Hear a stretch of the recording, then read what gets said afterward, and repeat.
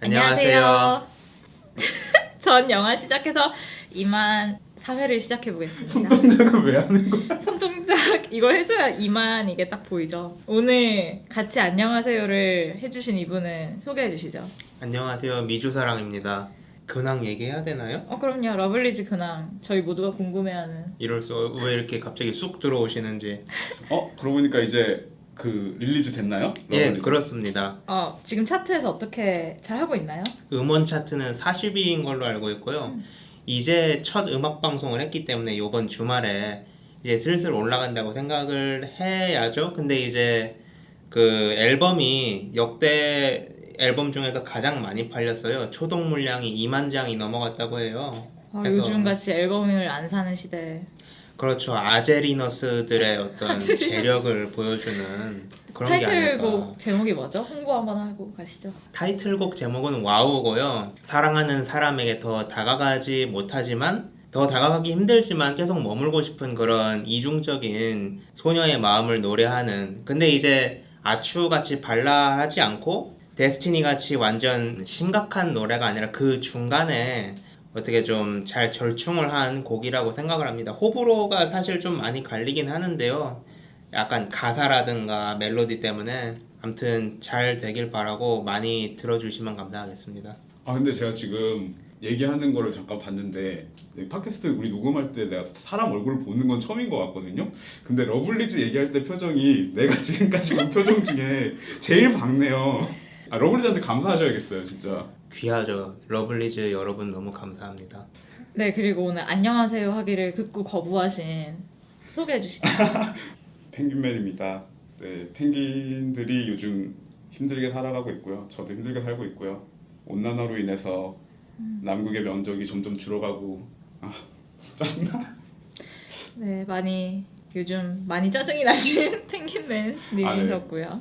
저는 사회를 맡은 형광모자입니다. 오늘은 저희가 89회 아카데미 시상식에 대해서 얘기를 해보기로 했어요.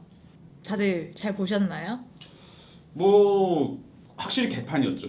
그때 굳이 사고 같은 거를 얘기하지 않더라도 저는 정말 개판이라고 느꼈던 게 사이사이에 이제 노미네이트된 작품들 보여주는 영상이라든지 아니면 그 외에 그냥 이벤트 영상 같은 것들 있잖아요. 그런 걸 너무 못 만든 거예요. 대학생 UCC 같다고.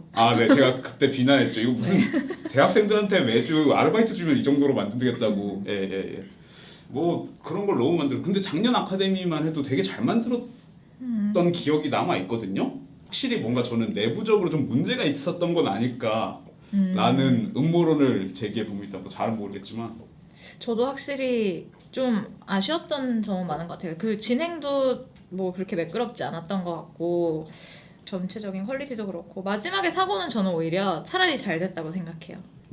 얘기할 거리가 생겼잖아요. 원래 되게 지루한 시상식이었는데 저의 개인적인 생각이죠. 그리고 라라랜드가 안 받았다는 점만으로도 잘 된. 라라랜드 안티 라라랜드. 되레 좀 동정심이 생겼어요. 라라랜드가 싫었는데 그런 부당한 대우를 받고 나서. 근데 그런 점에서는 그게 어느 쪽에 더 부당한지는 저는 사실 잘 모르겠어요. 당연히 라라랜드 쪽이 그건 저는 안 보이지 않나요? 자기네가 못 받았는데 줬다가 뺏은 거잖아요. 그렇긴 하네요. 네, 근데 그래서- 사실 문라이트도 그 상황을 사실 일생일대의 순간인데 어떻게 보면 그 상황을 잘 즐길 수 없었던 거는 매한가지라서 안타깝다는 생각을 합니다. 둘 다에게 안 좋죠. 근데 굳이 더 피해를 본 쪽을 찌자면 그래도 라라랜드 아니었을까. 왜냐면은 그게 뭐예요? 왜 와가지고 다 수상소감하고 가족들한테 고맙다고. 너무 오래 걸렸죠. 정정하기까지. 맞아요. 거의 2분 25초인가 걸렸다고 하더라고요. 근데 아마 이해할 수 없는. 근데 패닉이었겠죠. 이걸 어떻게 해야 되지? 이거 이미 너무 행복하게 수상소감을 하고 계신데 그냥 주고 나의 실수는 없던 일로 넘어가면 안 될까? 일단 그 얘기는 조금 있다가 더 해보기로 하고 그냥 저희 카테고리별로 한 번씩 네. 의견을 저희 또 한마디씩 하는 걸 좋아하는 사람들이니까 네. 한 번씩 해보기로 해요. 왜 아니라고 얘기하고 싶으신 건가요? 그럼요. 저는 과묵하니까요. 제 마음대로 먼저 시작을 음향 편집상부터 시작을 할게요. 아니 무슨 기준이? 음향 편집상은 네. 컨택트가 받았어요. 결론적으로는 네. 같이 이제 후보에 올랐던 작품으로는 딥 워터 호라이즌이라는 재난 영화가 있었고, 헥소고지라는 전쟁 영화, 라라랜드, 그리고 설리 허드슨강의 기적, 이렇게 5편이었는데 결론적으로는 컨택트가 받았더라고요. 이거 뭐 예상 다들 하셨는지? 당연하다고 생각했어요. 드니 빌레브 영화 자체가 저음을 통해서 피부를 자극하는 사운드가 확실히 있거든요. 심연으로 들어가는 것 같은 영화가 많잖아요. 예를 들면은 전작인 시카리오 같은 경우에도 사실은 이제 마지막 클라이막스? 어쨌든 간에 이제 멕시코랑 미국을 있는 터널 지하로 들어가면서 거기에서의 사운드가 굉장히 인상적으로 쓰이는 편이고, 프리즈너스 같은 경우에도 그 역시 애들을 지하 공간 같은 게 있잖아요. 지하에 갇히는 그런 장면들이 있는데 그 거기서의 사운드도 그렇고, 그리고 프리즈너스 같은 경우에는 그냥 그 약간 가두고 범죄자를 고문하는 장면 같은 경우에도 그렇고, 그 다음에 그런 점에서 역시 그을린 사람 같은 데서도 또 가두고 고문하는 장소 같은 게 굉장히 뭐 흔한 장면이긴 하죠. 사실은 텅 빈 넓은 방에 의자 하나 있고 사운드가 좀 울려가지고 그 공간의 황망함이라든지 그런 것들을 좀 강조하는 그런 것들이 있는데, 이 사람이 그런 곳에서 저음을 굉장히 잘 쓰는 사람이라 가지고 저는 근데 사실 제가 어라이벌을 봤던 극장에서는 사실 이번에 사운드가 좀 별로라고 느꼈는데, 저는 근데 그게 이 영화의 잘못이 아니라 극장 잘못일 거라고 사실은 추측을 하고 있었기 때문에, 좋은 사운드 시스템이 괜찮은 극장에서 보면은 이게 다를 거라는 거의 확신을 가지고 있어가지고 이번에도 사운드 에디팅은 그냥 어라이벌을 받을 거라고 생각을 했어요. 물론 제가 디버트 호라이즌이나 헥소고지 같은 경우에는 보지도 않았지만, 다만 이제 라라랜드나 설리 같은 경우에는 설리는 뭐 사실 제가 뭐 봤을 땐 뭐- 사운드적으로 뭐 인상 깊은 영화는 아니었죠. 네, 그런 영화는 아니고, 라라랜드 같은 경우에는 뭐 노래를로 상 줄 거니까 저는 당연하다고 생각했습니다. 미주사랑님은요? 저는 사실 사운드 믹싱을 네. 어라이벌이 받을 거라고 생각을 했어요. 뭐 근데 사실 드릴 말씀이 많지 않은 게, 그런 생각을 한 이유가 펭귄맨님처럼 그 소리를 통한 어떤 효과가 표현이 어라이벌에서 좋았기 때문에 믹싱을 받지 않을까 싶었는데, 이제 뭐 에디팅을 받았다니까 아무튼 축하드릴 따름입니다. 저도 사실 그 저희가 예상하는 종이를 작성할 때 믹싱에다가 어라이벌을 넣었던 것 같아요. 하지만 잘 기억이 나지 않네요. 그런 의미에서 저는 사실 믹싱도 어라이벌을 적었고요. 아, 네. 그쵸. 저도 사실 그때 저희가 어라이벌을 같이 봤었죠. 같은 극장에서. 저도 그때는 큰 인상을 받지 못했었는데, 생각해보니까 드니 빌레브 영화가 저는 몇 편 많이 보진 않았지만 시카리오 같은 경우도 사운드가 굉장히 인상적이었던 기억이 나고, 한 번쯤 받을 만하지 않나라는 생각이 듭니다. 원래 아카데미가 딱 그 영화에 대해서만 주는 건 아니잖아요. 뭐 인기 투표라는 게 어쨌든 이것도 인기 투표잖아요. 그쵸. 사실 그 회원들 사이 인기 투표니까 인기 투표라는 건 뭐. 그럼 말 나온 김에 믹싱상으로 넘어가서, 네. 역시 컨택트가 후보에 있었고, 라라랜드, 로그원, 13시간, 그리고 헥소고지가 있었는데 헥소고지가 받았어요. 네. 근데 저는 여기서 사실 어라이벌과 컨택트와 라라랜드밖에 보지 못해서 다른 분들 의견이 좀 궁금합니다. 뭐- 특히 로그원을 사랑하시는 미주사랑님의 의견? 일단은 죄송하다는 말씀을 드리고 싶어요. 왜냐면은 그 헥소고지가 받았기 때문에 헥소고지 얘기를 해야 되는데 미처 보지 못해서 많은 말씀을 못 드리고, 로그원 제가 사운드 굉장히 좋아했는데요. 뭔가 제가 로그원을 보면서 좋았던 거는 4D 효과하고 어우러진 그런 어떤 새로운 경험, 그런 거 일단 줘서 좋았고, 근데 이제 사운드 믹싱뿐만이 아니라 다른 노미네이션, 다른 부문에 대해서도 얘기를 하자면은, 어쩌면은 스타워즈 이 프랜차이즈가 몇십 년 동안 많이 해먹었기 때문에 오히려 이제는 스타워즈는 돈 많이 버니까 너넨 상 안 받아도 되지? 약간 이런 어떤 절충 내지는 그런 결과가 이번 오스카가 아닌가, 믹싱을 포함해서 그런 생각이 들었어요. 믹싱하고 이제 저는 사실 딴 건 몰라도 코스튬 내지는 비주얼 이펙트 쪽은 기대를 했거든요. 근데 이제 더는 스타워즈의 어떤 그런 기술적 새로움을 못 느끼는 것 같아요, 오스카가. 그런 면에서 근데 확실히 나이 든 감독들의 작품도 많이 찾아볼 수 없긴 하죠. 예를 들면은 사일런스라거나 사일런스가 단 한 부분에 네, 마틴 노미네이션이 스코세지의 됐죠. 사일런스라거나 셜리도 뭐 노미네이트가 좀 되긴 했지만 이스트우드의 셜리도 뭐 그렇게 많은 부분에 노미네이트 되진 않았고 또 뭐 있을까요? 작년에 개봉했던 영화 중에 좀 흔히 말하는 거장이라고 그쵸 거장이라고 불릴 만한 사람들이 만든 영화들을 찾아보기 물론 그렇다고 또 셜리나 사일런스가 뭐 그렇게 좋은 영화라고 생각하진 않아서 뭐 전 사일런스는 조금 아쉬웠던 것 같아요. 음, 일단 그러면 아무도 헥소고지를 보지 않은 관계로 이 부분은 넘어갈까요? 아쉽게 이렇게 넘기겠습니다. 네. 13시간도 아무도 안 보셨죠? 마이클 베이 감독의. 저는 똑같아요. 어라이벌이랑 라라랜드만 봤어요. 알겠습니다. 그러면 저희가 아까 잠깐 뭐 얘기가 나왔으니까 의상상으로 넘어가죠. 이렇게 의식의 흐름으로 가는 건 나쁘지 않은 것 같아요. 네. 의상상은 후보에는 플로렌스 포스터 젠킨스, 제키, 라라랜드, 엘라이드 그리고 신비한 동물 사전이 올랐는데 신비한 동물 사전이 받았어요. 네. 누구 본 사람 있어요? 미주사랑님 역시 미주사랑 영화 많이 본다. 우리 중에 제일 많이 보는 것 같아요. 네. 감사합니다. 할 일이 없어서 시간이 뭐 재산 아니겠습니까? 시간은 진짜 진심 큰 재산이죠. 근데 이 중에 이제 우리 예. 뭐 봤는지 먼저 확인해 볼까요? 예, 이 중에서 예. 뭐 보셨어요? 저는 제키, 라라랜드 2개 봤네요. 저는 라라랜드랑 신비한 동물 사전이요. 저도 똑같아요. 제키 라라랜드.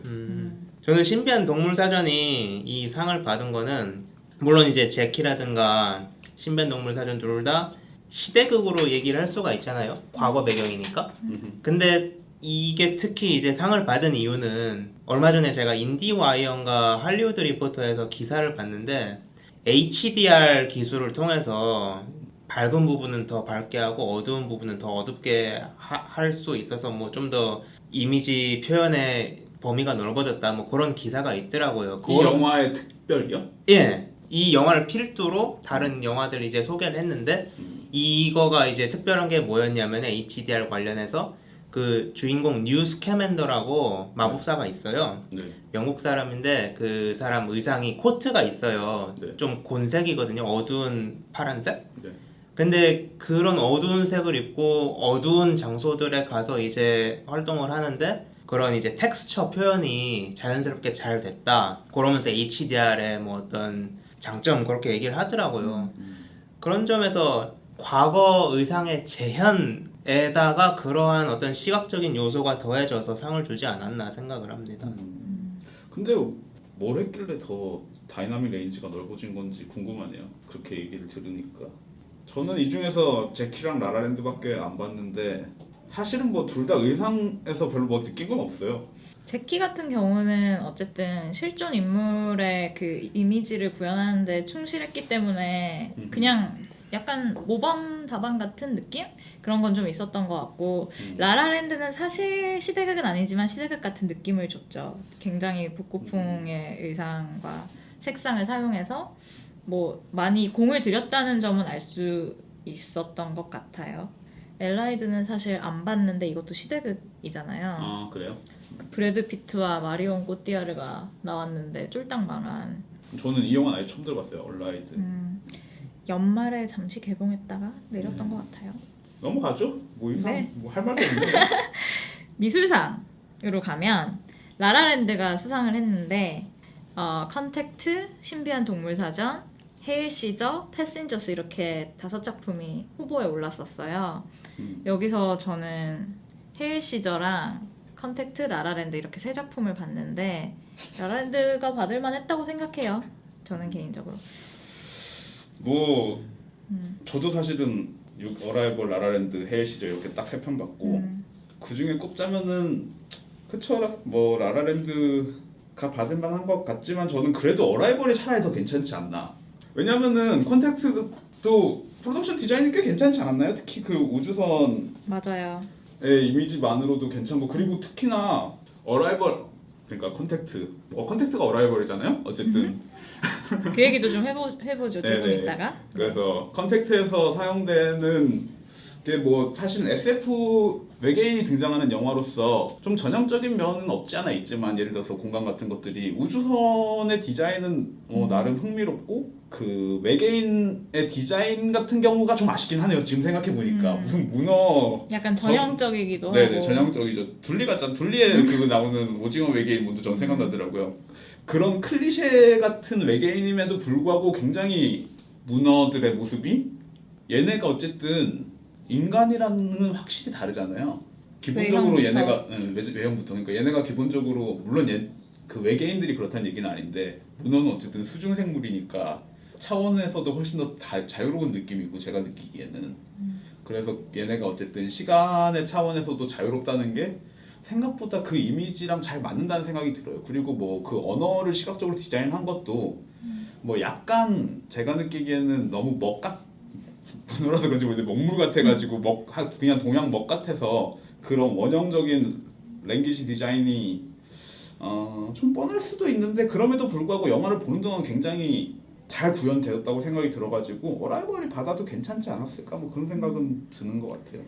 저도 그 우주선 디자인 같은 경우는 굉장히 흥미로웠던 게 SF 영화들이 점점 어쨌든 간에 그 한참 기술의 진보로 계속 가다가 점점 더 새롭고 신기한 어떤 기계 같은 걸 보여주는 식으로 가다가 최근 몇 년 동안은 좀 SF 영화들이 그런 면에서 한 발짝 물러서서 그 안에 사람들 얘기를 많이 하고 있다고 느껴지는데 컨택트도 그 중에 하나였던 것 같고 그 이 라인을 쭉 보면 뭐 인터스텔라나 그래비티 같은 영화들도 비슷한 계보라고 생각이 드는 게 뭐 사실 배경이 우주고 뭐 배경이 미래고 하지만 그 안에 어쨌든 사람의 의지나 사람의 감정 같은 거에 대해서 많이 얘기를 하잖아요. 근데 컨택트도 그런 영화 중에 하나고 또 그런 면에서 이제 우주선을 어떤 자연물 고인돌 돌 같은 걸로 표현을 했다는 게 되게 흥미로웠고 저도 그 언어 디자인은 지금 생각하니까 그냥 약간 동양적인 느낌을 좀 주고 싶었던 게 아닌가라는 생각이 드는데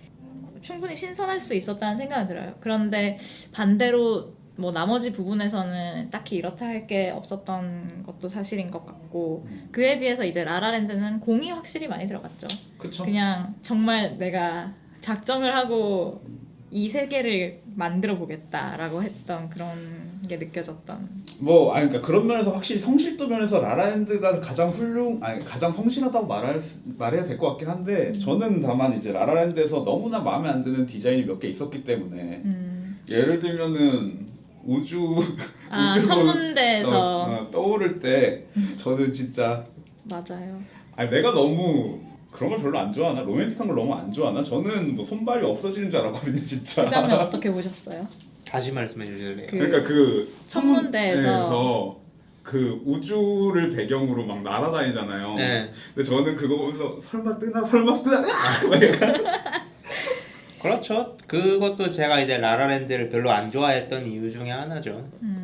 근데 그 장면이 상당히 많은 사람들에게 즐거움을 준 것 같아요.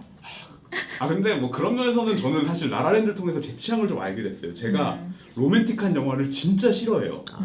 그러니까 제가 생각을 해봤는데 그 얘기를 중에는 제가 좋아하는 영화 없다는 걸 확실히 깨달았어요. 저는 이 미술상 후보에 패신저스가 올라갔다는 것 자체가 굉장히 충격적이네요. 굉장히 패신저스를 어떻게 보셨나요? 그러니까 이 중에 뭐 보셨어요? 다 보셨나요 혹시? 예, 다 봤네요. 와우. 짱이다. 이런 분이 아카데미 보터로 가셔야 되는데. 그러니까. 하하.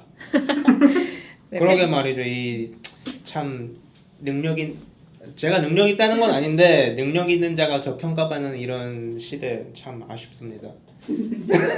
네, 패신저스 어떻게 보셨는지 간단하게 얘기해 주세요. 그 유명하다고 해야 되나? 그 사람들이 주로 얘기를 하는 게 있죠. 패신저스 2시간짜리 로맨틱 코미디 영화. 우주에서 벌어지는. 예. 우주에서 벌어지는 우주에서 그 호 안에서 우주선 안에서. 그쵸. 이거 컨셉이 좀 확실한 영화네요 나름. 그렇죠. 크리스마스 들어봤을 때 때. 연인이랑 보라고 만든 영화인데 음. 그닥 재미도 없고 사실 일단 이야기 자체가 거의 데이트 폭력 얘기여서 데이트 폭력이야?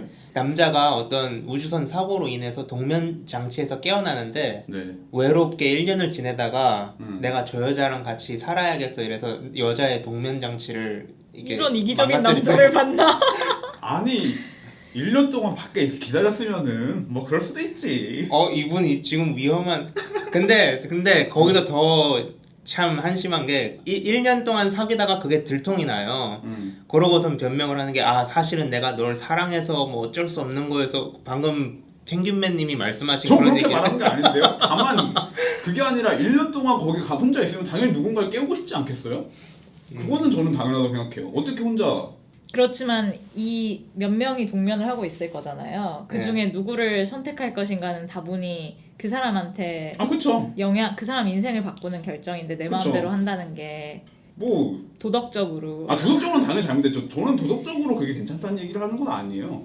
그래서 이 영화는 그렇죠. 사람이라면 그럴 수 있죠. 그쵸. 꼭 주인공이 도덕적으로 옳은 행동을 할 필요는 없는데 그걸 상쇄를 해야 되잖아요. 어떻게 상세에 벌어진 일인데 그냥 내가 개새끼인 거지. 아니 그래도 화해를 해야 되는데 자기가 그냥 개새끼인 걸 인정하면 돼요. 그럴 때. 네, 로맨틱 코미디에서는 그럴 수가 없다. 그런 이야기인 것 같은데요. 암튼 아니 그냥 여자가 퉁치고 넘어가는 시기예요 이게.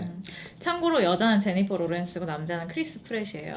굉장히 하이 프로파일 배우들이 등장해서 저는 트레일러만 좀 극장에서 여러 번 봤는데 트레일러를 볼 때마다 너무 괴로웠어요. 네. 왜 저런 영화에 나올까? 그렇죠. 저는 그래도 봐야겠다는 의무감에 봤는데 트레일러를 보고 괴로웠음에도 트레일러가 다예요. 큰일 났네 그 영화. 네. 사실 패신저스는 어떤 면에서 사일런스보다 더 나은 게 다른 부문에도 노미네이트가 되었습니다. 그 부문으로 넘어가 볼까요?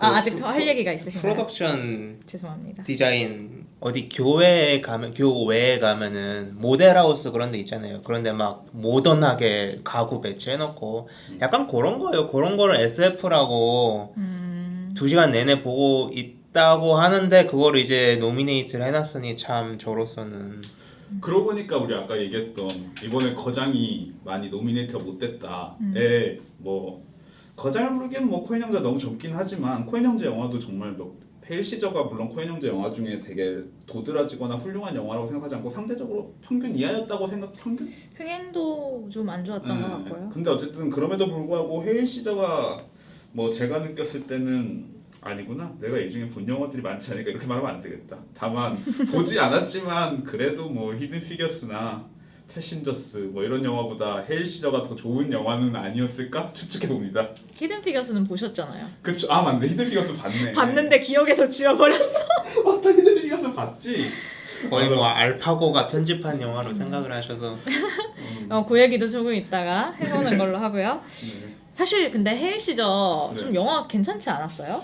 저는 사실 코엔 형제 빠여서 그런지 재밌게 봤거든요. 그러니까 좋냐 나쁘냐를 따지면 당연히 저는 좋아하는 편이고 근데 다른 코엔 형제 영화들에 비해서는 약간 아쉬운 면은 있지 않나요? 맞아요. 확실히 다르죠. 헤일 시저는 약간 힘이 빠진다고 생각을 했던 게 이게 다시 오인된 납치를 다시 한번 써먹잖아요. 그게 사실 오인된 납치라는 게 코엔 형제의 초기 주된 테마였는데 다시 한번 그 비슷한 행위를 해서 얘네가 약간 쉬어가는 건가? 라는 생각도 약간 하긴 했어요. 그 코엔 형제가 조지 클루니와 만나면 항상 쉬어가죠. 근데 저는 사실 조지 클루니가 나오는 코엔 형제의 코미디들을 다 재밌게 보는 편인데 제가 얼마 전에 재밌는 기사를 봤는데 정말 뛰어난 감독들의 실패작이라고 해서 뭐 이렇게 리스트를 20개 정도를 해놨는데 거기에 코엔 형제 작품 중에 조지 클루니와 캐서린 제타 존스가 나오는 한국어 제목을 까먹네. 인톨러러블 크루얼티라는 영화가 있어요. 로맨틱 코미디인데 그럼 참을 수 없는 사랑 아닌가요? 그 한국 제목? 그럴 수 있을 것 같아요. 제가 한국 제목을 아예 모르겠네요. 맞나? 맞아요. 참을 수 없는 사랑이라는 영화가 있는데 그 영화도 저는 재밌게 봤거든요. 그런데 그 기사에서 굉장히 혹평을 해놨더라고요. 저는 이 영화는 안 봤네요. 사실 뭐 별거 없어요. 그리고 로맨틱 코미디라서. 하지만 코엔 형제가 만들면 로맨틱 코미디가 이렇게 됩니다 라는 느낌. 그런 게 좀 있죠.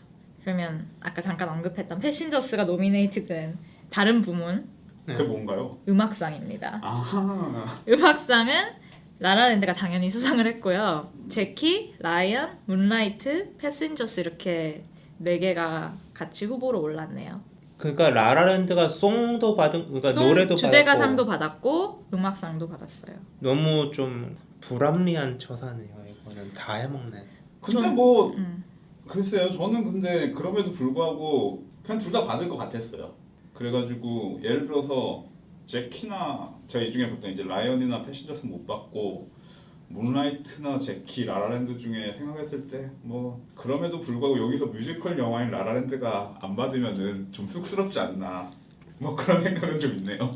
근데 스코어를 봤을 때 문라이트도 오리지널 스코어들이 꽤 좋았던 것 같고 특히 그 유명한 수영을 가르쳐주는 씬에서 사용된 음악도 오리지널 스코어인데 되게 잘 만들어지고 전체적으로 영화 분위기랑 잘 어울렸던 것 같아서 혹시나 라라랜드의 식상함을 느낀 사람들이 문라이트에 투표를 하지 않았을까 생각했는데 이변이 없었습니다. 문라이트가 오리지널 스코어 쪽에 후보였던가요? 네. 네네네.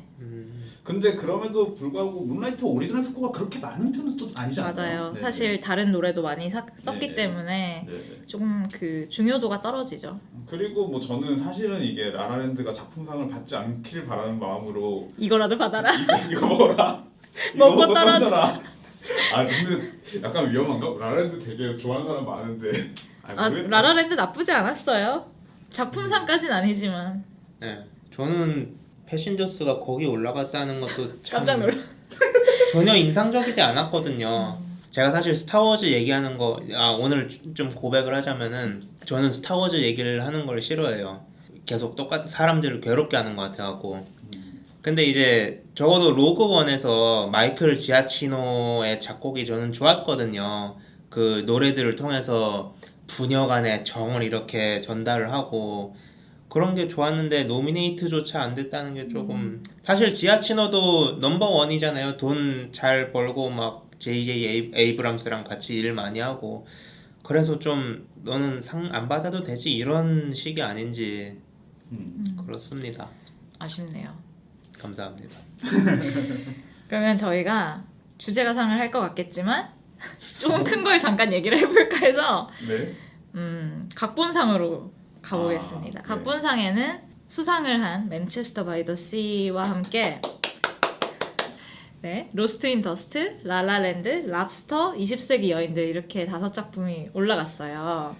저희가 3회에서 다뤘던 맨체스터 바이 더 시가 그러고 수상을 보니까- 했습니다. 와.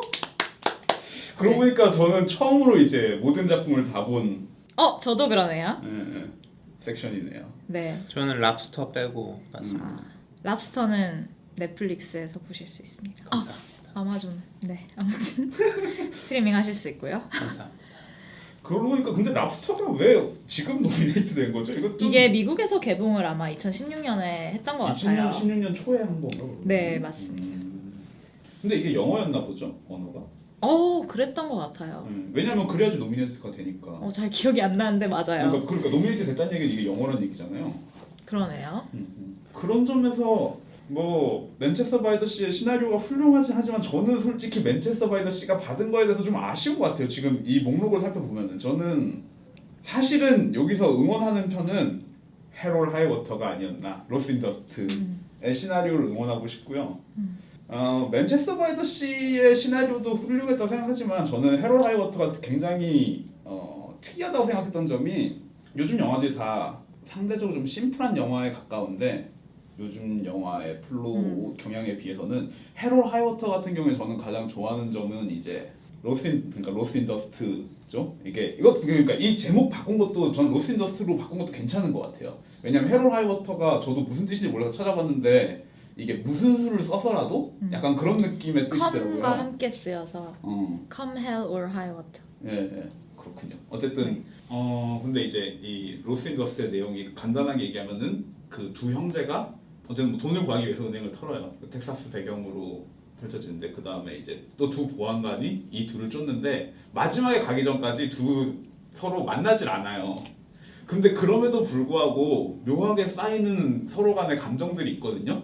그런 점에서도 너무 흥미롭고 근데 이게 각색이 그러니까 시나리오가 그래서 그렇게 만든 건지 잘 모르겠는데 그럼에도 불구하고 그 텍사스의 황량한 이미지와 그 석유를 캐고 있는 그 뭐라고 부르죠? 그 시추하는 오일웰 오일웰? 어쨌든 그런 것들 그리고 정확한 단어가 생각이 안 나요. 네네 그리고 이 사람들이 은행을 터는 모습에서 결국에는 굉장히 현대 사회를 잘 그려내는 작품이 아닐까 라는 생각이 들고 그리고 뭐 형제간의 오해나 아니면 파트너에 대한 것들까지 해가지고 다 뭔가 직접적으로 터치한다기보다는 그냥 이야기를 하는 동안에 굉장히 여러 가지를 많이 터치하는 영화라고 생각을 해가지고 저는 사실 굉장히 좋아하는 작품이거든요.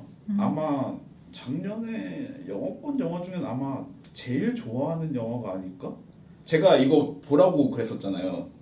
맞아요. 이거 봤을 때 제가 이 영화를 본 지 좀 오래돼서 사실은 이 영화 내용이 잘 기억은 안 나는데 제가 근데 뭐 괜찮다고 보라고 한 게 아마 처음이자 마지막 아닌가요 사실? 그랬던 것 같아요. 예. 그래서 저는 해롤 하이워터를 혹시 아직 안 보셨다면 로스트 인 더스트를 강추하는 편이고요. 기억이 안 나서 할 말이 없는 게 너무 아쉽네. 이게 좋아하는 영화인데. 저는 굉장히 최근에 봤는데 상당히 좋았고 또 저는 아무래도 노인을 위한 나라는 없다 생각을 안 할 수가 없더라고요. 그래서 제가 가장 좋아하는 영화 중에 하나인 그 영화 생각도 많이 나고 그거보다 조금 더 어떻게 보면 극적인 요소를 배제한 채로 살인이나 뭐 이런 극단적인 그런 요소를 배제한 채로 사실 그 은행 강도 하는 걸 봐도 굉장히 짜쳐요. 보면 너무 막 그 호주머니 돈 털듯이 그런 게 굉장히 흥미로웠던 그렇죠. 것 처음에 같아요. 처음에 은행 2개 터는 게 한 해서 한 몇천 불이잖아요. 왜냐면 이제 20불 이하로만 해야지 그 추적에 걸리지 않으니까. 그래서 신선한 영화였다는 생각이 들고 다만 각본상을 맨체스터 바이더시가 받은 데에는 조금 더 정석적으로 앞뒤 연결관계를 잘 쌓아가면서 쓴 각본이라서 그랬던 게 아닐까라는 생각은 좀 들어요. 저는 사실 해롤 하이워터 그러니까 로스트 인 더스트를 보면서 다들 좋다고 하고 이제 평론가들도 좋고 로튼 토마토 그 점수도 높고 그래서 봤는데 사실 개인적으로는 별 감흥이 없었어요. 해서 뭐가 좋은지 오늘 얘기를 듣고 싶었는데 아무래도 상을 못 받은 거는 그 단조로운 각본 때문에 아무래도 맨체스터 바이더시 쪽이 좀 더 기교가 더 들어갔기 때문에 주지 않았을까 하는 생각이 들어요. 근데 그런 면에서 저는 이제 사실은 그 단조롭다는 게 별 감흥을 못 받아서 단조롭다고 느낀 거지 사실은 맨체스터 바이더시도 만약에 감흥을 못 받았으면 사실 단조로운 시나리오거든요. 사실 이 5편의 작품 중에 가장 안 단조로운 건 라라랜드네요. 그렇죠. 아닌가요? 저만 그렇게 생각하나요? 전 라라랜드는 제 머릿속에 없네요. 라라랜드 무슨 내용이었지? 그러니까 뭔가 라라랜드가 조금 더 사람들이 따라갈 만한 요소가 많죠. 뭐 연애라든지 춤이나 노래라든지 네네. 반복되는 어떤 서사라든지 그런 게 있었던 것 같고 그 외에는 사실 20세기 여인들 같은 경우에도 저는 굉장히 좋아하는 작품이고 사실 내심 20세기 여인들이 하나라도 상을 받았으면 하는 생각이 있었는데 20세기 여인들도 사실 어떤 에피소드가 에피소드에 연결되고 어떤 큰 하나의 갈등이 있어서 그게 해소되고 막 이런 영화는 아니거든요. 그러니까 예를 들어서 제가 심사위원회에서 생각을 해보자고요. 라라랜드 제끼고 랍스터는 이렇게 제끼는구나 그냥. 랍스터는 이건 너무 아이디어 중심이니까 제끼고 그러면 이제 남은 거는 해롤 하이워터, 맨체스터 바이더시, 20세기 여인들 생각을 해봅시다. 이제 셋 중에 뭘 줘야 될까요? 근데 저라면 사실 해롤 하이워터를 줬을 것 같아요. 왜냐면은 맨체스터 바이더시 같은 경우보다 해롤 하이워터가 더 대단하다고 생각한 게 해롤 하이워터는 맨체스터 바이더시는 과거와 주인공이 대화하는 영화라면은 그거는 사실은 좀 더 쉬운 작업인 것 같아요. 제가 느꼈을 때는. 근데 해롤 하이워터에서 쌓는 그 보안관과 은행 강도들 사이에 이루어지는 커넥션은 그게 훨씬 더 쌓기 어려운 작업이라고 생각을 해요. 20세기 여인들 같은 경우에는 저는 이 영화 좋아하는 영화긴 한데 이 영화도 사실은 약간 그런 면에서 컨셉추얼한 면이 있어서 제가 심사위원이라면은 일단은 제꼈을 것 같아요. 20세기 여인들은 이걸 시나리오라고 보기가 조금 애매한 부분이 굉장히 어떤 콜라주 같은 영화잖아요. 그래서 그 시대의 어떤 그 시대가 뭐 40년대가 됐건 70년대가 됐건 1999년도가 됐건 어떤 그 시대의 어떤 뉴스나 아니면 사진이나 뭐 영상 같은 것들을 가져와서 어머니의 역사로 만드는 그런 연결이 굉장히 좋은데 이걸 각본 이렇게 그쵸. 보기가 좀 또 그러니까 애매한 이게 약간 부분이 과장해서 있어서. 말하면은 보이후드에게 각본상을 줄 수 있을 것인가 약간 그런 문제라고 생각을 해요 저는. 그건 심한 과장인 것 같고요. 네, 어떻게 생각하세요? 각본상 아니 저는 아까 질문을 사실 던진 거고요. 큰 의견은 없다. 예, 펭귄맨님의 의견에 동의를 거의 하는 편이죠. 헬로 하이워터가 못 받은 거는 아무래도 흥행을 덜 해서 그런 거 아닐까 하는. 그것도 사실 뭐 큰 무시할 수 없는 요소인 것 같아요. 네. 특히 아카데미에서는. 그러면 각색상도 같이 한번 얘기를 해볼게요. 각색상은 문라이트가 받았고요. 와. 예. 그리고 별로 안 신나는 것 같은데? 아니 진짜 신나요? 각색상을 같이 후보에 올랐던 작품은 컨택트, 펜스, 히든 피겨스, 라이언 이렇게 네 작품이에요. 네, 이 중에 저는 사실 컨택트랑 문라이트밖에 못 봐서 부끄럽지만 별 할 말이 없는데 많은 작품을 보신 우리 미주사랑님 이 중에 뭐 보셨어요? 저는 라이언 빼고 다 봤죠. 아. 히든 피겨스 같이 보셨지 않습니까? 네, 저는 이 중에 이제 어라이벌, 히든 피겨스, 문라이트 이렇게 세 편 봤네요. 예. 펜스는 저는 그 상을 받을 수가 없었다고 생각한 게 이제 덴젤 워싱턴이 감독을 했잖아요. 희곡을 영화화한 건데 저는 별로였던 게 연출이 인물의 독백 같은 게 너무 연극적으로 나오더라고요. 예를 들자면 이제 덴젤 워싱턴이 불륜이 밝혀지고 막 아내랑 한바탕 하고서 창밖을 열고서 밖에다가 오 죽음아 어서 와라 날 한번 잡아가 봐라 뭐 이런 얘기를 하거든요. 너무 안 좋은 각세가 아니었나. 그냥 거의 희곡을 그대로 옮겨온 듯한. 그렇죠. 그리고 엔딩은 진짜 경악할 만한 그 마지막 인물들이 이제 좀 그 지적 장애를 가진 동생이 있어요. 덴젤 워싱턴의 동생. 그 사람이 어떻게 마지막 힘을 짜내갖고 나팔을 불거든요. 다 고장난 나팔을. 그래갖고 그 소리가 이제 하늘로 올라가면은 구름이 쫙 이제 거쳐지면서 태양이 쫙 그 햇빛이 나머지 인물들을 비춰주고 막 그래요. 천지창조의 순간이네요. 아니 근데 이게 무슨 내용인데요? 난 들어봤을 때 이거 뭐 해리포터 같은 거예요? 그러니까 이제 이 덴젤 워싱턴이 원래 야구를 하고 싶은 사람이었는데 흑인이어서 스포츠는 꿈도 못 꾸고 쓰레기를 주우면서 살아가요. 이게 네네. 배경이 언제쯤이죠? 2차 대전 후에요. 근데 2차 대전이라 그러면 우리가 흑인들이 참전을 했으니까 사회적 그 좀 지위가 올라갔을 것 같은데 그런 게 아닌 모습을 보여줘요. 아들은 나 그 미식축구 선수 할래요 하는데 흑인 놈이 무슨 미식축구 선수야. 이런 돈 벌어라 이러거든요. 그런 이제 폭력적인 아버지가 죽고 났지만은 우리는 여전히 그 아버지의 그늘에 살고 있다. 그런 걸 인물들이 느끼면서 이제 햇살이 내려오고 뭐 그런 엔딩을 보여준단 말이죠. 폭력적인 아버지 밑에서 살고 있는데 아니 그 영향이 변치 않는데 갑자기 햇살이 그러니까 내려온다고? 폭력적이기만 했던 건 아니다 이런. 폭력적인 뜻인가요? 그쵸. 아버지의 어떤 매겨 복잡성. 살려. 펜스도 예고편을 상당히 많이 극장에서 틀어줘서 예고편만 여러 번 봤는데 그렇게 좋아 보이지 않아서 저는 보러 가지 않았네요. 더 열심히 보도록 하겠습니다 앞으로. 뭐 어쨌든 간에 각색상이라는 게 기본적으로 원작이랑 약간 대조를 해봐야 되는 부분이 있는 것 같아요. 제가 느끼기에는. 그런 면에서 이 중에 제가 본 건 어라이벌이랑 히든 피겨스랑 문라이트 세 편인데 셋 다 원작을 안 봐서 모르겠는데 그럼에도 불구하고 어라이벌이랑 문라이트 같은 경우에는 잘 구현됐을 것 같아요. 왜냐면은 소설이랑 희곡을 안 읽어봐서 모르겠지만 어라이벌이 아까 우리 프로덕션 디자인에서 얘기했던 것처럼 시각적으로 구현한 바가 분명히 있기 때문에 그런 면에서 영화로 만들어지는 게 의미가 있었다는 생각이 들고 문라이트 같은 경우에도 마찬가지죠. 특히 문라이트는 사실 이거를 과연 어댑티드 스크린플레이로 봐야 되냐 아니냐에 대한 논란이 잠깐 있었던 걸로 알아요. 그러니까 너무 원작 그 희곡과는 차이가 있는 전개고 실제로도 사람들이 이게 자전적인 얘기가 아니냐 물어볼 정도로 어쨌든 굉장히 작가와 감독의 경험도 많이 들어갔다고 들었고 근데 뭐 원작이 있으면은 어댑티드라고 저는 개인적으로 음. 약간 생각을 하는 편인데 모든 각색이 어느 정도 그렇다고 생각을 저는 하는 편이고 그 정도의 차이를 그냥 구분하기는 좀 어려운 문제인 것 같아요. 그래서 뭐 레퍼런스로 삼았던 게 아니라 아예 일단은 시작점이 있었다면은 예를 들어서 아가씨 같은 박찬욱 감독의 아가씨 같은 경우에도 그 소설 원작자는 이게 뭐 자기가 쓴 작품 스토리라기보다는 그냥 박찬욱 감독의 오은이라고 그렇죠. 봐도 좋다 뭐 그렇게 얘기했잖아요. 그런 점에서 박찬욱 감독이 대부분 그렇죠. 뭔가 원작을 가져와서 굉장히 변형시킨 네네네. 그래서 각색이란 작업도 사실은 뭐 각본을 그냥 새로 써내는 것만큼 힘든 일이라 가지고 뭐 그거를 굳이 정도를 나누기는 힘든 문제인 것 같아요. 오히려 또 제약이 있어서 힘들 수도 있거든요.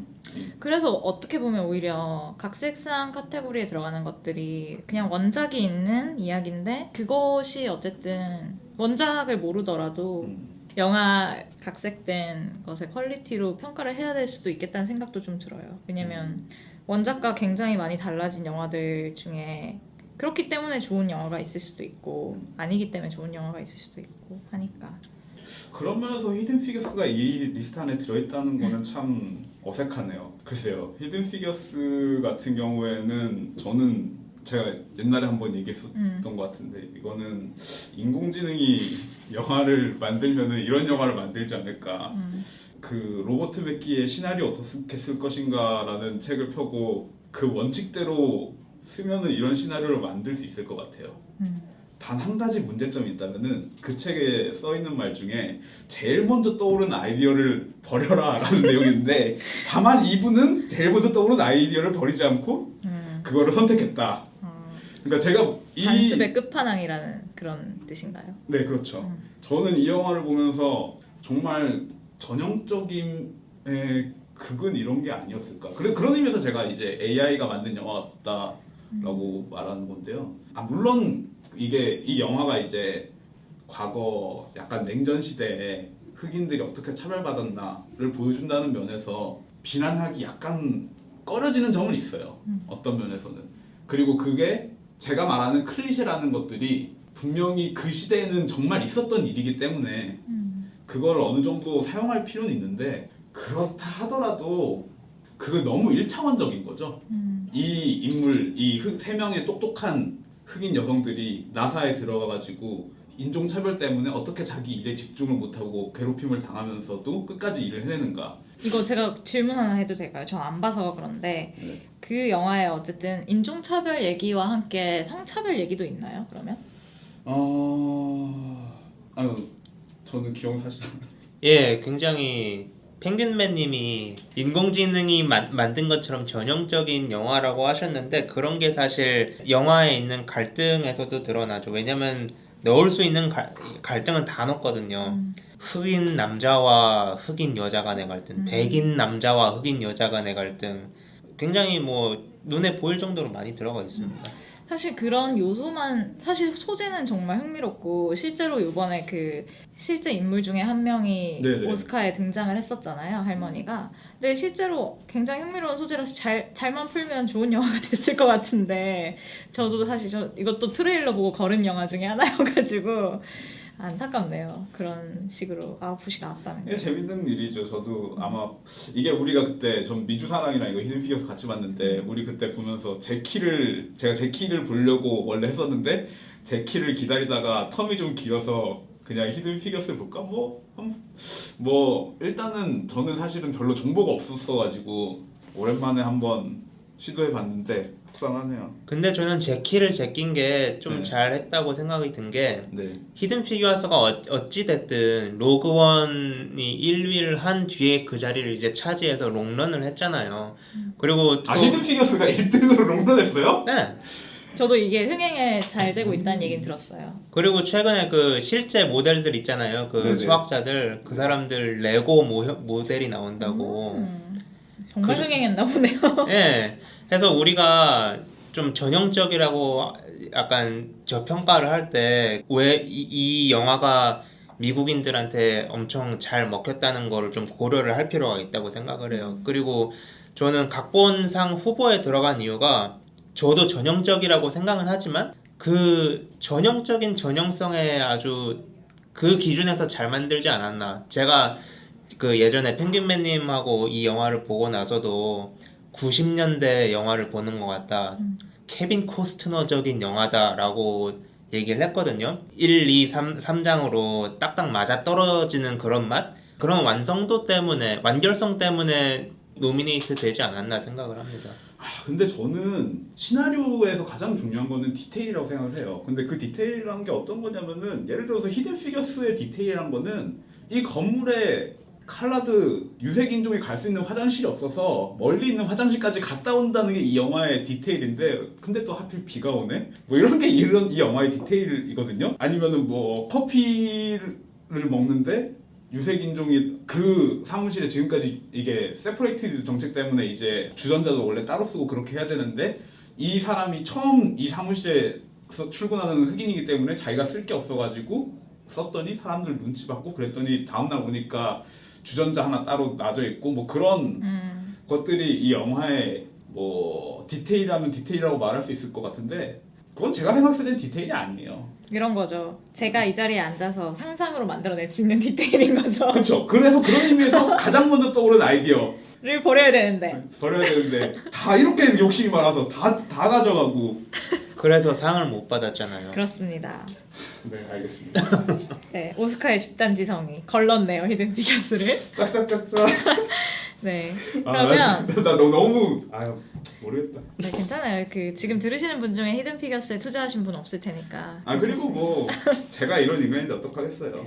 네. 자, 그리고 다시 주제가상으로 가볼게요. 주제가상은 라라랜드 사실 2개나 올렸어요. 네, 그래서 시티 오브 스타즈는 상을 받았고 가장 주제곡이었죠. 그리고 어디션이라고 해서 그 엠마 스톤이 마지막에 오디션 보면서 불렀던 노래가 같이 올라갔고요. 그다음에 트롤스의 저스틴 팀벌레이크가 부른 Can't Stop the Feeling 이걸로 오스카가 오프닝을 했었죠. 이 노래가 올라갔었고 또 모아나 디즈니 애니메이션 모아나의 How Far I'll Go라는 노래가 또 올라가서 중간에 공연도 한번 했었고요. 마지막 노래는 제가 사실 모르는 영화인데 이거 아시는 분 있나요? 제임스 Foley Story의 The Empty Chair라는 노래가 함께 노미네이트 되었는데 저는 이 중에 아는 영화가 라라랜드밖에 없어요. 저도 그래요.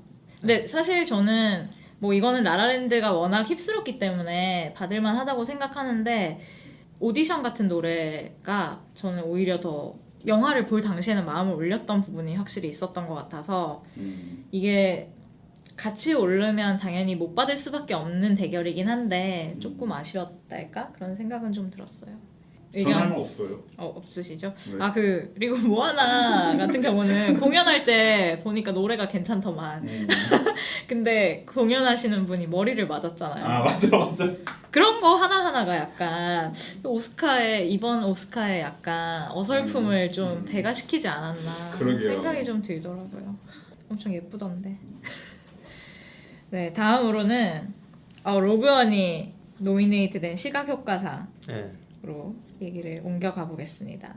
로그원과 함께 디버터 호라이즌, 닥터 스트레인지, 쿠보와 전설의 악기 그리고 정글북이 노미네이트 됐는데 정글북이 결국 상을 받았죠. 어떻게 생각하시나요? 그 동물들 의인화 그리고 그 어둡고 음침한 정글의 어떤 분위기를 잘 묘사해서 받지 않았나 그렇게 생각을 했는데 사실 제가 못 봤기 때문에 더는 자세히 말씀을 못 드리겠어요. 뭐 저는 이 중에 이제 본 게 또 정글북밖에 없네요. 근데 뭐 저는 이제 정글북 같은 경우에 뭐 비주얼 이펙트는 받을만 했던 것 같아요. 그냥 이건 뭐 사실은 정말 구현을 얼마나 잘해내느냐의 문제인데 물론 이제 제가 다른 영화를 하나도 본 게 없어가지고 쉽게 말하기가 어려운데 그냥 정글북을 보면서 넷플릭스에 있잖아요. 정글북. 그래서 저는 이제 아내가 볼 때 그냥 옆에서 이제 딴짓하면서 사실 열심히 보지는 않고 슬쩍슬쩍 봤는데 굉장히 구현은 잘 해냈다는 인상을 받았던 것 같아요. 사실 뭐 크게 할 말은 없고 근데 구현해낸 기술은 훌륭하지 않았나. 저는 정말 부끄러운데 정말 단 한 편도 본 게 없네요. 그래서 아무 말을 할 수가 없습니다. 아니죠. 한 편도 안 봤으니까 아무 말이나 하면 되죠. 아무 말이나 하자면 사실 이 중에서는 정글북이 어쨌든 개봉했을 때 그나마 이 비주얼 이펙터 관련해서 좀 기사도 많았고 좋은 리뷰들이 많았기 때문에 받을 거라는 생각은 좀 들었었어요. 근데 그 외에는 제가 아무 말도 할 수가 없습니다. 닥터 스트레인지 되게 잘 된 영화 아닌가요? 저도 못 흥행은 봤습니다. 했죠. 아, 이 중에 근데 본 사람이 없구나. 흥행은 했는데 사실 이 마블 시리즈 맞죠 이것도? 네네네. 마블 시리즈가 시각효과상을 받은 적이 없을걸요? 근데 뭐 정말 닥터 스트레인지 뭐 보진 않았지만 그냥 뭐 그 포탈 뚫는 얘기 아닌가요? 이렇게 슉 해가지고 팔 이렇게 휙 돌리면은 딴 공간 열리고 그런 거 아닌가요? 그죠? 모르겠습니다 저는. 모르겠어요. 제가 그거 이 사회자였던 지미 키멜 쇼에서 그 얘 누구냐? 셜록 얘 이름 뭐지? 컴버배치요. 컴버비치가 이제 나온 쇼를 봤었는데 나와서 그냥 패러디 같은 거 했는데 되게 웃기더라고요. 그래서 저런 영화구나. 저런 영화구나 라고 생각을 하고 넘어갔던 기억이 있네요. 뭐 그런 의미에서 보자면 이제 뭐 안 봤으니까 아무 말이나 해도 되잖아요. 그러면서 쿠보 트레일러 보면은 저는 이 캐릭터 생긴 게 마음에 안 들어요. 받으면 안 돼요. 그리고 뭐 닥터 스트레인지는 그냥 포탈 뚫는 얘기인데 뭐 대단한 게 있겠어요. 그러면은 디버트 호라이즌이랑 로그원 할 말 있나요? 로건 못 받아서 당연히 아쉬우시겠지만 아쉽죠. 근데 스타워즈 팬으로서 로그원이 항상 그러니까 스타워즈 영화가 항상 받았으면 하는 마음이지만은 아까도 말씀드렸잖아요. 스타워즈에서 더 이상 사람들이 새로움을 못 느끼는 것 같다고. 이거 전에 이제 마지막으로 나왔던 극장판 영화가 에피소드 3 시스의 복수인데 그거는 시각효과상에 노미네이트조차 안 된 걸로 알고 있거든요. 그 전 에피소드는 노미네이트가 됐는데 그때 에피소드 2는 상을 받았는지 지금 기억이 안 나요. 그러니까 에피소드 3 때부터 이제 더 이상 볼 거 없다. 이렇게 된 거죠. 사실 시각 효과로 치면은 에피소드 3가 훨씬 더 볼 게 많고 새로웠거든요. 팬들이 봤을 때는 대규모 함대전도 있었고 그래서 이제 스타워즈 프랜차이즈에 출연하는 배우들은 그리고 기술자들은 상욕심을 버려야 하지 않을까 그런 생각이 들고 그런 거를 떠나서 아무 말이나 막 하자면 저는 역시 로그원이죠. 그 어떤 로그원의 시각 효과에는 그래도 좀 시대적인 중요성을 부여해야 된다고 생각을 하는 게 데스스타라는 어떤 슈퍼 무기의 효과를 77년에 구현하지 못했던 그냥 펑 터지는 걸로 간단하게 구현했던 그거를 정말 세밀하게 실감나게 묘사를 한 거잖아요. 특히 그런 경험이 냉전 시대를 살면서 새로운 희망 에피소드 4 그 첫 영화를 봤던 그런 관객들의 어떤 시대적인 불안감 그런 거를 21세기를 사는 우리한테 그대로 전달해주는 어떤 업적이라고 해야 되나 좀 말이 거창한데 성취가 있었다. 예, 성취라고 생각을 해요. 그래서 비록 상은 못 받았지만은 로그원의 시각 효과에 어떤 의미 부여를 하고 싶습니다. 저는. 로건 봐야 될 것 같아요. 뭐 적어도 스타워즈는 보기로 했으니까. 스타워즈는 봤는데. 근데 그 며칠 뒤에 보실 그 새로운 희망이 로그원 바로 다음 영화이기 때문에 시간적으로 로그원을 보시고 스타워즈를 보시면 더욱 좋습니다. 네. 그러니까 로그원은 에피소드 3와 4 사이에 위치한 이야기인 거죠? 네. 알겠습니다. 좋은 정보 감사하고요. 저희가 또 아무 말이나 할 수 있는 카테고리가 단편 영화상이에요. 혹시 이 중에 하나라도 보신 게 있으신지? 단편 영화상? 네, 상을 받은 영화는 Sing이라는 작품이고요. 노미네이트된 작품을 보면 넘어갈까요? 본 게 없는데.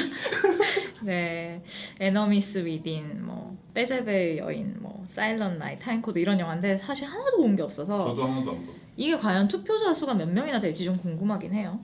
근데 뭐 일단 돌리니까 오히려 단편은 쉽게 보고 그냥. 근데 실제로 러닝타임이 얼마 될지 모르겠어요. 그쵸, 단편도 정말 단편이 있고. 제가 알기로는 이게 확실한 건 아닌데 60분 이하면 그냥 단편으로 치는 걸로 알고 있거든요. 그래요? 전 80분인 줄 알았는데 60분이구나. 80분이야. 잘 모르겠어요. 저도 모르겠네요. 네, 모르는 걸로. 그래서 한 40분 뭐 이 정도는 꽤 있을 것 같아서. 그렇죠. 모르겠지만. 그러면 안 봤을 가능성도 커지는 거죠. 그러네.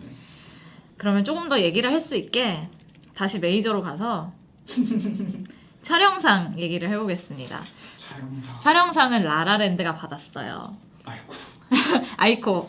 근데 같이 후보에 오른 작품은 컨택트, 라이언, 문라이트, 사일런스가 있었습니다. 어떻게 보셨나요?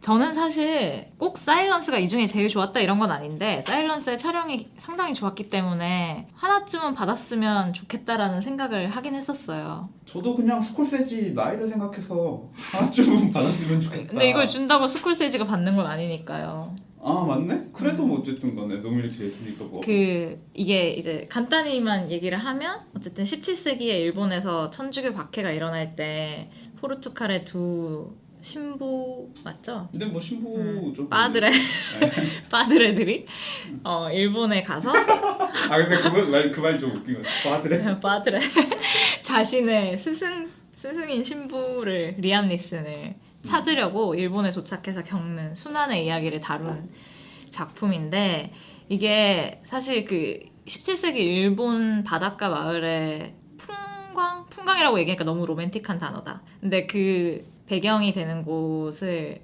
굉장히 잘 담아내기도 했고 또 고문당하는 장면 같은 것들을 굉장히 잘 촬영한 것 같아서 인상 깊은 장면이 몇 개가 있었어요.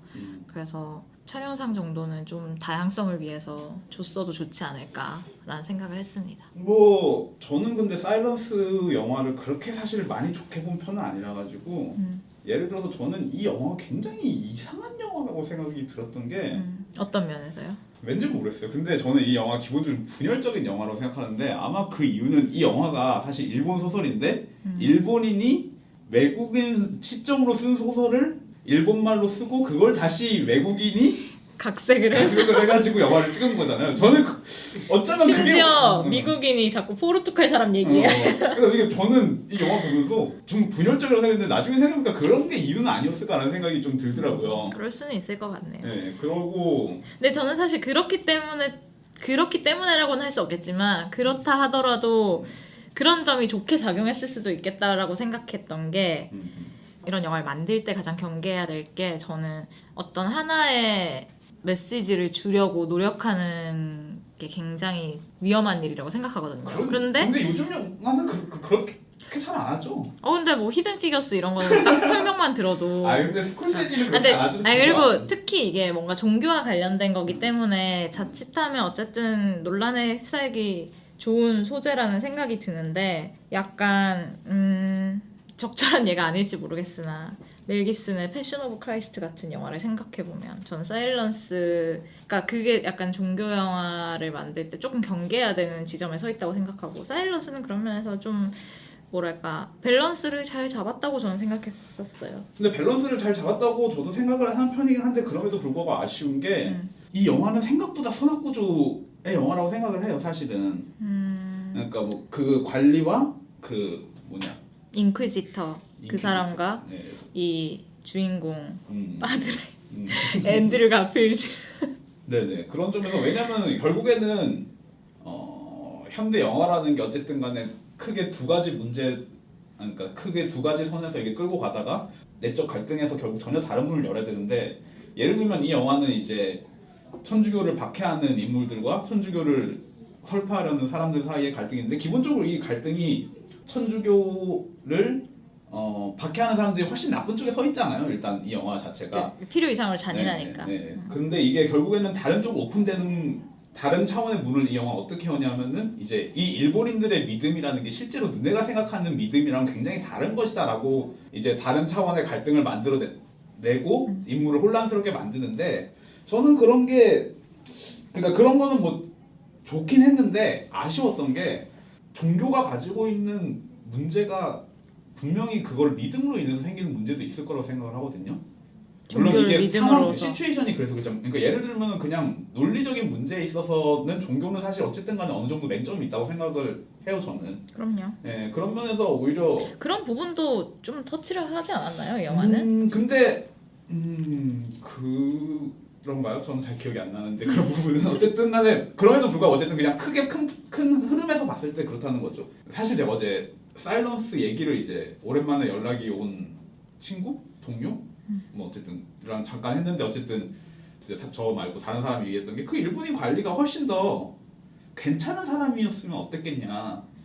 그러면 조금 더 영화가 흥미로웠을 음, 거라는. 뭐 그런 얘기를 좀 주고 받았거든요. 뭐 그럴 수도 있었겠지만 저는 그렇다고 해서 특별히 이 인퀴지터라는 역할이 특별히 악인으로 그려졌다는 느낌은 좀 들진 않았어요. 당연히 우리가 이제 앤드류 가필드나 뭐 같이 갔던 아담 드라이버나 뭐 아니면은 박해받는 사람들의 입장에서 보게 되니까 아무래도 나빠 보이는 건 좀 있지만 실제로 그 사람이 요구한 게 그냥 그 예수상을 발로 밟으라는 거잖아요. 처음에 요구한 거는.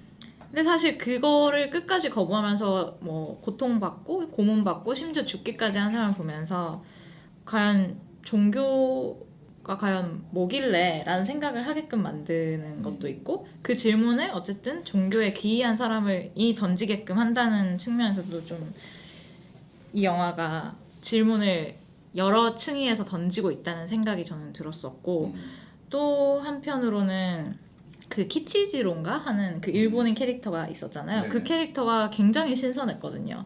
정말 끊임없이 이게 뭐 사람 약 올리는 것도 아니고 자기가 필요할 때는 고해성사를 하겠다고 막 찾아와서 막 간이고 쓸개고 다 줄 것처럼 믿음이 제일 중요한 것처럼 하다가 또 결정적인 순간에는 도망가고 그게 계속 반복되잖아요. 근데 그런 사람을 예를 들면 이 종교인의 입장에서는 어떻게 바라봐야 될 것인가라는 질문도 되게 흥미로웠고 그리고 저는 오히려 그 캐릭터는 필수적인 캐릭터긴 한데 오히려 신선하다고 전혀 생각하지 않았던 게 저는 그냥 그게 딱 사람 아닌가요?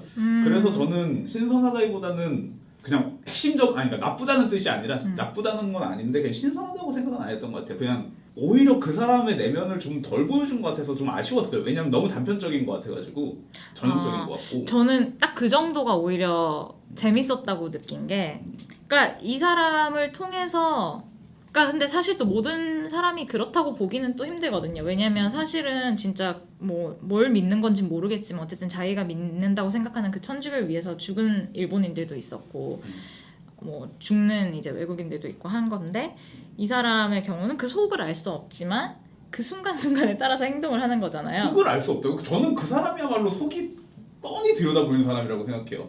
왜 고해성사를 받고 싶냐? 죄를 없애고 싶으니까 받고 싶은 거죠. 근데 그 순간순간에 유혹이 그냥 못 이기는 딱 저 같은 사람인 거죠. 그렇게 볼 수도 있겠네요. 근데 뭐 이거는 이제 각자가 인간을 어떻게 생각하느냐에 따라서 좀 다를 수도 있는데 네, 그렇네요. 저는 일반적이진 않다고 봤어요. 왜냐하면 그러니까 당연히 위험이 닥칠 때는 자기부터 살려고 하는 게 인간이고 그건 맞는데 어쨌든 자기가 그렇게 배신을 해놓고 다시 찾아오는 거에 대해서 별로 거리낌이 없어 보인단 말이죠. 이 사람은 내가 뭐 그때 미안했어 이런 식으로 되게 캐주얼하게 사과를 하는 캐릭터고 아 그런가요? 그런 게 저는 좀 되게 재밌었던 것 같아요. 근데 저는 그 캐릭터가 결국에는 그거는 종교를 믿고 있기 때문에 그냥 나는 이라고 생각했던 것 같아요. 그리고 저는 사실 그렇게 캐주얼하다고 생각하지도 않았고 왜냐면은 종교인의 입장에서 봤을 때는 제가 종교인의 입장을 안다고 말하기는 힘들 것 같지만 그 순간에 이겨내지 못해서 죄를 지었지만 죄를 사함을 받는다는 것 자체가 엄청나게 중요한 일이니까 어떻게든 뚫고 오히려 그것보다 그 캐릭터의 재밌는 점은 정말 징그럽게 끝까지 살아남는다는 점인데 그런 캐릭터들이 현실에서도 그렇고 실제로 잘 살아남는 거 아닐까요? 좀 뻔뻔해질 필요가 있죠. 그건 그렇죠. 실제로 뭐 그렇게 해야 살아남는 거죠. 그렇기 때문에 저는 오히려 약간 그냥 범인은 아니라고 봤어요. 그러니까 보통 사람이면 약간 일말의 염치가 있을 거라고 생각을 했던 것 같아요. 근데 저는 그 사람도 굉장히 민망해한다고 느꼈거든요. 오히려 저는 거기서 차이가 생겼는데 저는 그 사람이 캐주얼하게 그거를 사과를 찾아온다고 느끼질 않았어요. 제 생각엔 상황에서 오는 것 같아요. 왜냐면은 그 인물 자체가 자기가 고해성사를 받는 걸 숨겨야 되잖아요. 그러니까 이제 뭐 염치를 따질 새가 없는 거죠. 지금 빨리 받고 도망가야 되니까 그 상황에서조차도 그래가지고 그게 이 인물이 뻔뻔하다기보다는 그게 그냥 상황에서 어쩔 수 없다고 느껴서 제가 그 인물이 뭐 캐주얼하게 하고 있다고 느끼진 않은 것 같아요. 저는 이걸 어쩔 수 없다기보다 그리고 이 사람의 원래 품성이 뻔뻔하다 이런 걸 떠나서 이 사람의 종교에 대한 이해가 그냥 딱 그렇게밖에 안 된다는 거죠. 그런 입장에서 앤드류 가필드는 내가 기이한 종교를 설파하는 입장에서 이런 고해성사의 개념 자체를 뭔가 굉장히 자기 편한 대로 해석하는 사람인 거예요. 그렇죠. 그러니까 그런 사람을 마주했을 때 어떻게 할 것인가 그런 게 저는 재밌었던 것 같아요. 네, 재밌죠. 누구나 다 자기 뜻대로 편한 대로 해석하는 거 아니겠습니까? 맞아요. 사일런스 얘기가 길어졌네요. 단 하나 노미네이트 됐기 때문에. 위안을 삼으시길. 단 하나 노미트에서 상을 못 받는데 미안을 삼아야 하는 건가요? 많이 분량을 할애를 해줬으니까요. 그러네요. 따로 다룰 것 같지 않아서 얘기를 좀 해봤습니다. 아, 좀 새는 얘긴데 이렇게 하실 말씀이 많은 거 보니까 다음에는 사일런스를 택해도 되지 않을까 하는 생각이 잠깐 들었어요. 저는 다음엔 로건을 하고 싶은데. 아, 그거 우리 이따가 끝에 얘기하기로. 알겠습니다.